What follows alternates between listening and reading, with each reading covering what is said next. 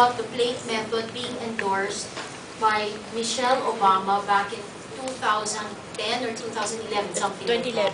2011. But we've been using this plate method since 2007. So we've been teaching this, and it has been more effective. And I use this not only for weight loss or weight gain, but even for those with cancer, those with chronic kidney disease, those with all these different things. It's the easiest way to remember how to eat a balanced meal. Even for the kids, I teach something similar to that. Can I add something? Yeah, Even sure. the question was addressed to me. Yeah. So she asked about sarcopenia. Baka hindi naman talaga sarcopenia yan. Baka yung muscle mo lang is not really that, the mass is not appropriate maybe for your age and your height. And so I also do that. I take my body composition analysis before quite regularly. And it's really difficult to increase the muscle mass.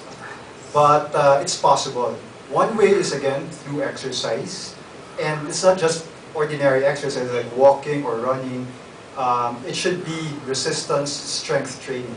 Let's say you lift weights, you do squats. Those are the things which put pressure on the muscle, and of course the muscle exerts effort in order to resist a certain weight. So those are the kind of exercises that you need to do. However, you also have to feed it properly. So there is a delicate balance between exercise and nutrition. And of course, you have to have your adequate protein intake and decrease maybe your fat and your carbohydrates especially, but you need the carbohydrates. But you also need the fat. So there is a delicate balance, and as Nina said, you have to follow the proportions and the plate proportions as a guide. That's the one that she said. Now, there's also an important thing that maybe a lot of us overlook, which is the timing of the nutrients, right? So the nutrient intake should be timed. Let's say within 1 hour after exercising, you should take, that's the best time to indulge on your desserts. Because that's the time that your glycogen stores are being, depleted, and they were depleted during exercise. So now you're trying to restore them by eating the, let's say, more carbohydrates, and also you have during that time you also have to take proteins so that your muscles will build more protein, and because it's in an anabolic phase. You know what anabolic phase means, or anabolism? Building up. Yes, in the building up phase. So it's synthesizing more protein to build more muscle, because muscle is made up of proteins, right? So you need to time it properly. And also, building muscle is the best way to lose fat or unwanted fat.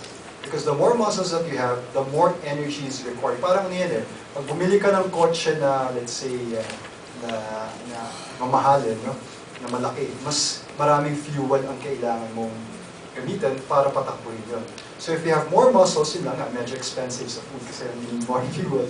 But it's the best way to burn more fat. Because if you have more muscles, the more energy is required to keep the muscles going. And at the same time, you're going to look good, you're going to look sexy, and you're going to be confident, di ba? And firm, no? Your firm legs, firm arms. Yun yung, I think most people would not admit that it's the primary reason, especially for people our age. They will say, I'm doing this for health, but that's actually It's actually not vanity. So, but it's a good thing, because as long as you do it properly, you do it scientifically, and without much health hazards, then it's a good way, because it's like hitting 2 vegetables with 1 stone. Because I'm vegetarian. So, I'll use that. yeah, or eating 2 vegetables with 1 spoon. Okay, so, yeah, so you look good, and at the same time, you're healthy. I think